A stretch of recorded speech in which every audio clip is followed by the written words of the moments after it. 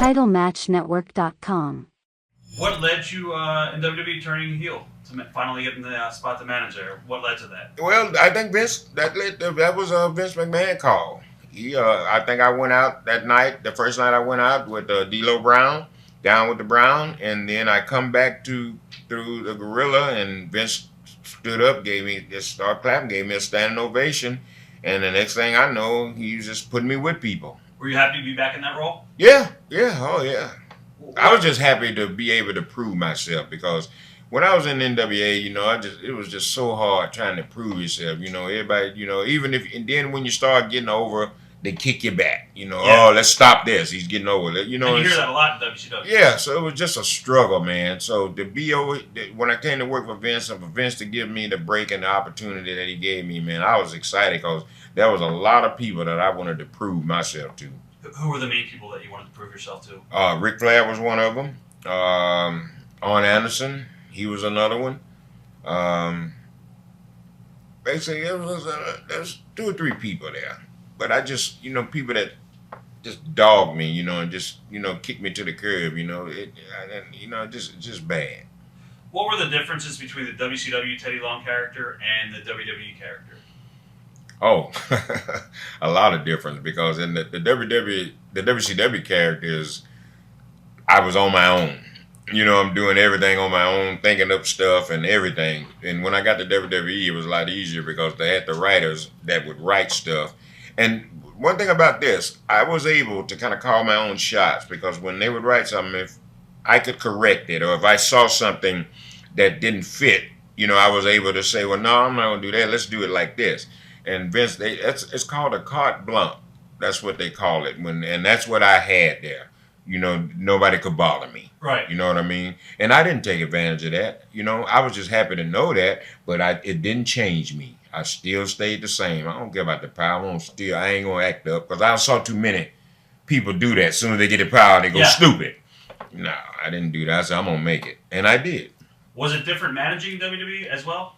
Yeah, a lot different, because Vince was more strict. Vince, was a businessman. A lot of time in WCW, they joked around. They played a lot. Nobody took the job serious. Right. As far as like in the ring managing talent, that's what I meant. Was it harder for you to manage your talent in WWE, or no? It was harder for me to manage in WCW, because in WCW, you got to think at all times. When you was in the WWE, you knew what you were going out there to do. Okay. It was professional. Right. All right. Some of the talent that they paired you with was D'Lo Brown. You mentioned him.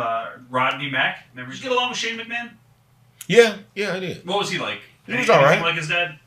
No, Shane was easygoing. Shane liked to play a lot. He was a really easygoing guy. A lot of people say he's one of the boys. Yeah. Fair to say? Oh yeah. Yeah, that's fair to say. What about Steph? What was she like?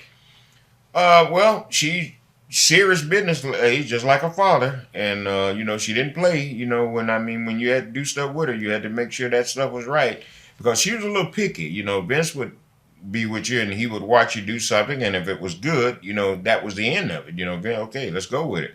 But Stephanie sometimes would pick a little. I remember one time we did something and it was good. I swear it was good, man. And we got through. We thought it was all right.